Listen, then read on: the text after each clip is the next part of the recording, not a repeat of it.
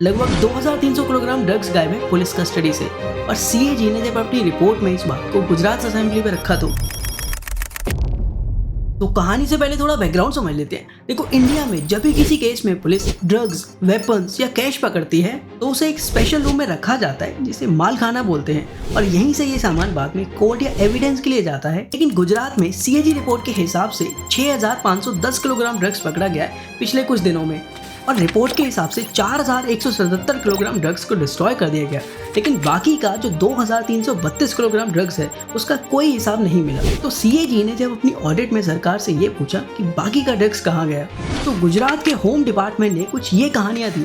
पहला, 144 किलोग्राम गांजा चोरी हो गया। दूसरा, बाकी का जो ड्रग्स है वो चूहे खा गए। और तीसरा, जो कुछ बचा वो मॉइस्चराइजर लॉस के कारण सूख गया, इसलिए वेट कम हो गया। अब सुनने में ये फिल्मी लगता है, लेकिन ये सब ऑफिशियल एक्सप्लेनेशन थी। हालांकि सीएजी ने इन तीनों रीजंस को रिजेक्ट कर दिया क्योंकि ग्राउंड रियलिटी कुछ और ही थी। देखो, एज पर रूल्स ड्रग्स को डबल लॉक वॉल्ट में रखना चाहिए जो कि नॉर्मल रूम में रखा गया था, और एनडीपीएस रूल के हिसाब से डिस्पोजल के लिए जल्द से जल्द मजिस्ट्रेट को अप्रोच करना चाहिए। लेकिन कुछ केसेस में तो एप्लीकेशंस 2816 दिन यानी लगभग 8 साल बाद भेजी गई थी। इनफैक्ट और भी एनडीपीएस रूल्स वायलेट हुए थे। और ये कहानी सिर्फ गुजरात की नहीं है, क्योंकि दिल्ली के किशनगढ़ पुलिस स्टेशन के मालखाने से लगभग 2.5 करोड़ का ड्रग्स गायब हो गया था, और अमृतसर के मालखाने से 5.4 केजी हीरोइन गायब हो गई थी। और बेंगलुरु में तो सिर्फ 10 महीने में मालखाने और करप्शन से रिलेटेड केसेस में 124 पुलिस पर्सनल्स को सस्पेंड किया गया था। और बरेली में भी 8 पुलिस वालों को सस्पेंड किया गया क्योंकि उन्होंने 7 लाख रुपए की रिश्वत लेके